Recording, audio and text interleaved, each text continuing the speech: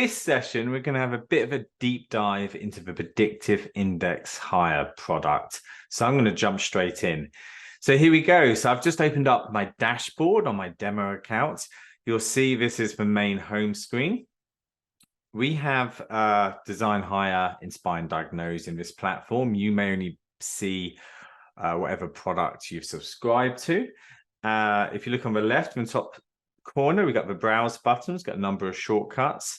And then you've got the Hire button. There's a number of shortcuts in there. On the main page here, we've got in the top right corner, we've got Create a New Job. I use that quite a lot. And we've got Send Assessment. So it's two big shortcut bars in that top right corner. And on this dashboard, we have a number of cards. And in the Hire product, you're going to see some pending assessments in the bottom right. You've got your job targets. That's the behavioral assessment for job on what the job needs behaviorally in recent job activity.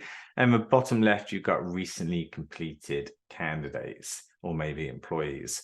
So we're going to jump right into a job target. I'm going to click on Account Executive here and just give you a bit of an overview of what you're seeing. So this is called a job target. And in the top left corner, we've got an overview and a job report. I'm going to show you how I built this a bit later, but this is the finished product. So I'm going to sort of show you C and then go back to A and B. So this is a job report. We have a job description here. Now this won't automatically be in here. You have to put it in here, and I'll show you where you do that later. And then you have 3 recommendations or 3 reference profile recommendations out of 17 predictive index reference profiles. So on this occasion, we're recommending either a captain, venture, or maverick. It's going to give you a bit of information there. You can click these buttons to find more. Also remember, Predictive Index has a lot of information about behavior and candidate behavior and employee behavior. The reference profiles are very much a shorthand version, which are a bit more sticky and easy to understand, particularly for hiring managers who may not have the deeper training that the administrators will have in an organization who are running Predictive Index. There's also some great language you can use here for your job ads. So there's a little bit on what they'll be, what they'll need, what they like hearing, and some noteworthy behaviors. You may want to use this language to help you build that job ad, because if the language isn't resonating up front, you're not going to be attracting the right candidates. So feel free to use this information. We have some clients who just lift it and put it in the job ad, or you can just use it to adapt your current job ad. We have a summary, job characteristics, and last of all, we've got the benchmark at the bottom. So we can download this report at the bottom and at the top here. And this is something you can potentially send your hiring managers to help them interview the candidate. So we're going to zoom back to overview here. And we have a behavioral target and a cognitive target. So a little bit of information on the cognitive target. You're not going to need this for all the jobs. The cognitive target or the cognitive assessment is how quickly someone can soak up new information, digest it, and understand it on a kind of constant basis. So some jobs just simply don't need this. So if a job requires a lot of new information on a daily basis and complex information, you may want to hire cognitive. We can also turn that on and off. If we pop up to the top right corner, you'll see your name. And you can hide that and you can show it. Now, cognitive data is only available for account owners and account admins. If you tap into the Learn function here, you'll get a nice tap in User Guide. You'll see each level of access to the system and what you get for that. So you may want to kind of review that. It's quite sensitive information, so it's quite private. We're mostly going to focus on the behavioral target today. So on the left, we got the behavioral target, and you'll notice these orange boxes. That's the target, and that's where we want the candidates to fit. As I said earlier, we can modify this target, and we can build a new one. I'm going to show you how to do that later. And down below, we've got your candidates. In addition to candidates, if we press other matches for this job, we've also got previous candidates on other jobs and employees. And you may have, for example, a customer service employee who's been in the company 2 years looking for a change. And instead of losing that talent, we may be able to kind of approach him or her and move her over to a sales role, perhaps. So it's a great little feature there for internal movement and internal succession planning, etc. But we're going to go back to candidates. In the top right corner, we have a great admin tool, which is going to let you kind of delete candidates out of here and do a few other features.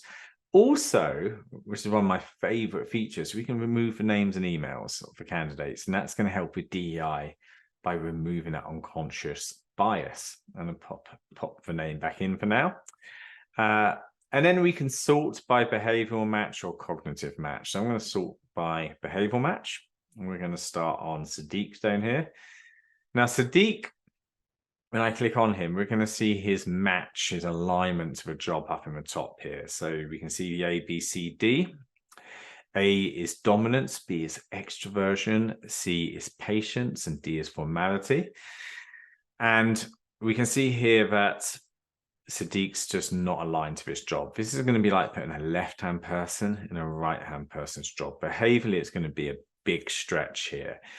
Sadiq likes working in a lot of detail, following rules and processes, and the job doesn't require that. He prefers to work at a kind of constant and steady pace, but the job's very driving and a lot of change. Sadiq's quite reserved, but the job requires meeting new people. And last of all, Sadiq likes working with people and through people, but the job's a little bit more independent. So he's just not going to be hardwired to actually, play on his behavioral strengths for this role. Whereas if we look at Alberto up here, you'll notice that Alberto is much more comfortable in these targets here.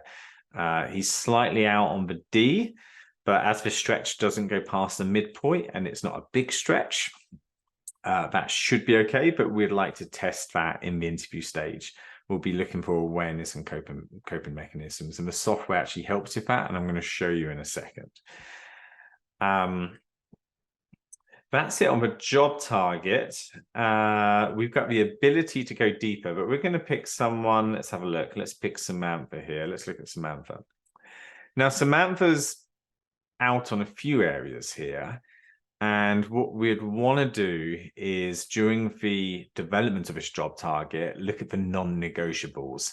And it may be, let me see, if Sam C, we look at that, if that was over to the right of the midpoint, that's a big stretch because it's a total behavior change. And that C in particular may be a non-negotiable for this job. So we'd want to kind of review that, but we're going to kind of pretend that we've interviewed Samantha and she's a great value fit in culture and values, great experience, and we want to kind of take her forward. So just one note, we recommend interviewing for a whole person. That's a methodology we recommend, and it includes a principle called head, heart, briefcase.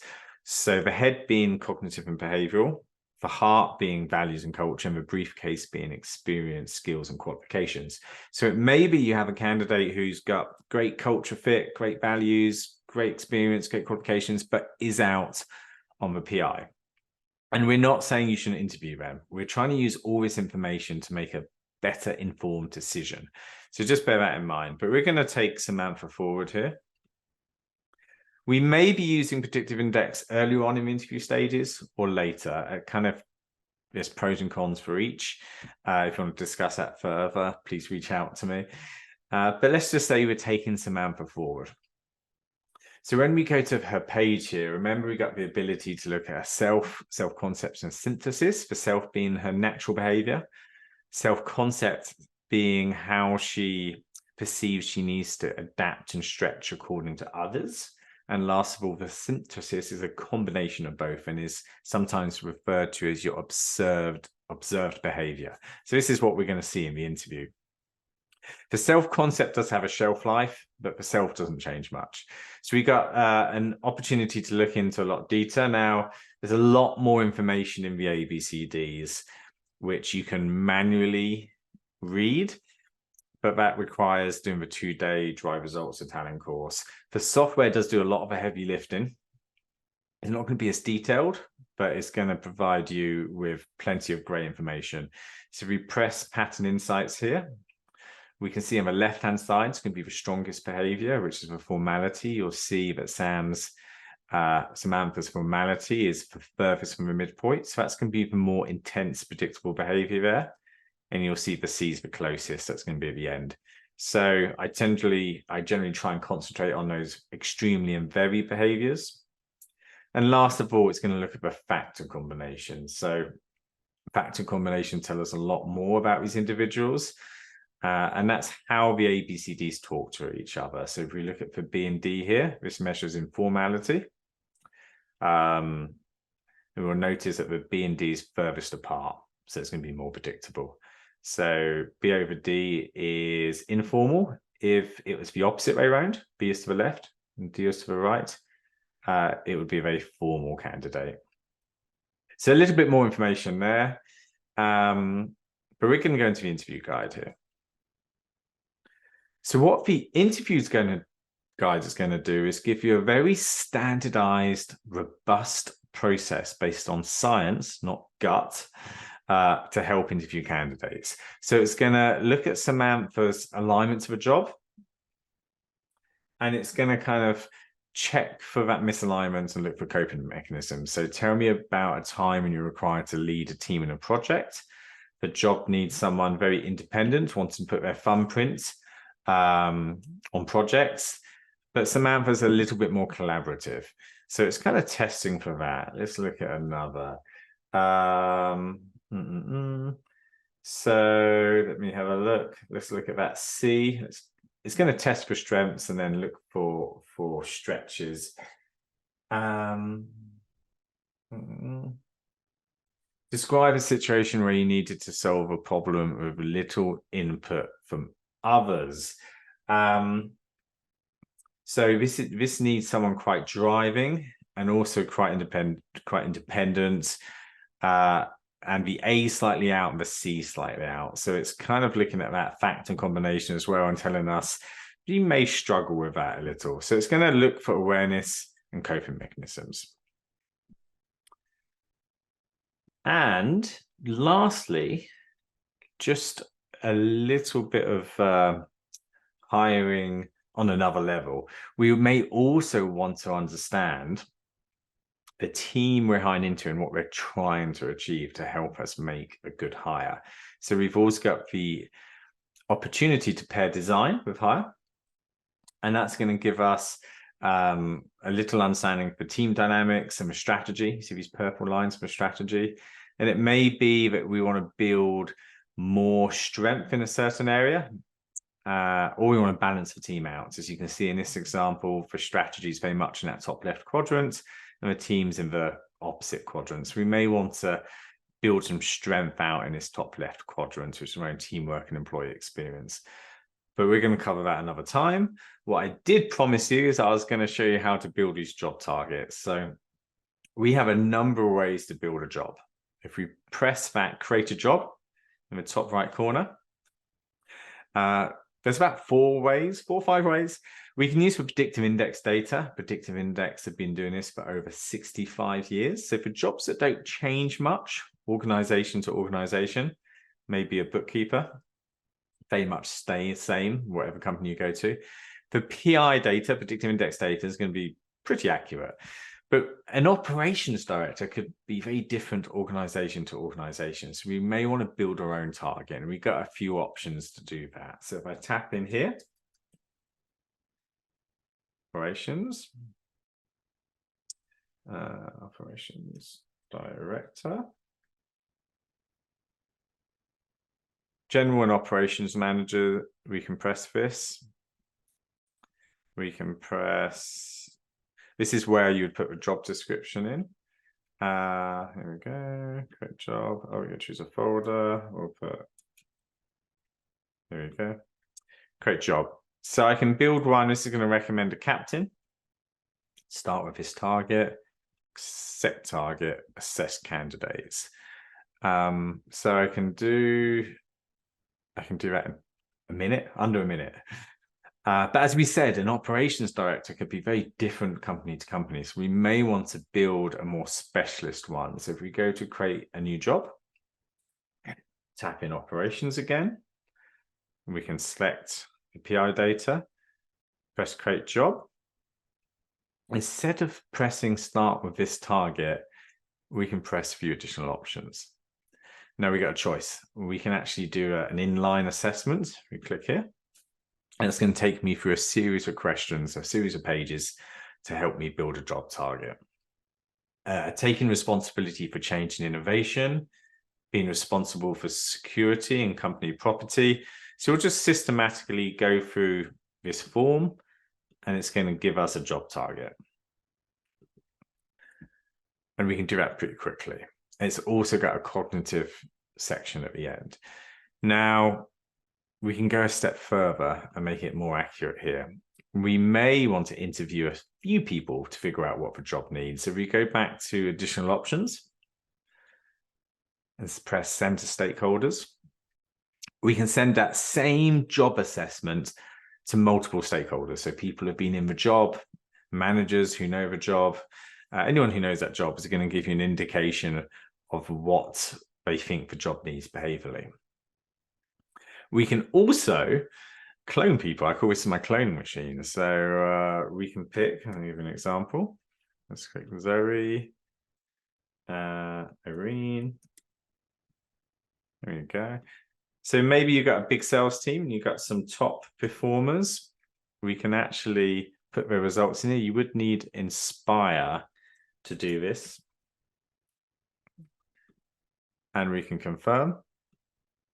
So we can also combine that assessment to these results. So if we press confirm here, if we were to send out that assessment to 3 or 4 stakeholders to do, their results will be here. And instead of saying benchmark, it's say assessment. It would look really similar. And then we can systematically run a job alignment meeting. We're going to do how to run a job alignment meeting in a different session. But effectively, we'll look at Zoe's results, and then we'll compare each of the ABCDs. Let's look at that B, for example. So maybe, for example, at B, maybe these are assessments. People have said, oh, no, the B needs to be lower. We can just move that down. And we can build a little bit of an average on all the results, combining the cloning data, the benchmark data, and the assessments. So that's going to give you a really tight, accurate benchmark. And then we can adjust for cognitive. We haven't got those results in. We just accept target. And there you go. And last of all, you can use your knowledge of the site. There are a few nuances on this. There's not going to be many candidates, for example, this far away from midpoint, and only about 2% get that far, so you may want to adjust it. And there's also needs to be a little bit of a setup, particularly if you're hiring managers, because again, going back to head, heart, briefcase, we're not saying you have to be 10 out of 10 here. It's just giving you an extra data point to help you make a better decision. And there is a few nuances on setting these up. We're going to cover these in an alignment meeting, but by using this data, it's going to help you make a better hiring decision from using your gut for sure. So that's it. That's how you set up a job target. Please do like and subscribe this channel. It helps with the algorithms. Please reach out if you've got any questions over the coming periods. We're going to be producing more videos, including that alignment meeting, deeper dives into the profiles, etc., etc. So I hope you enjoyed, and good luck.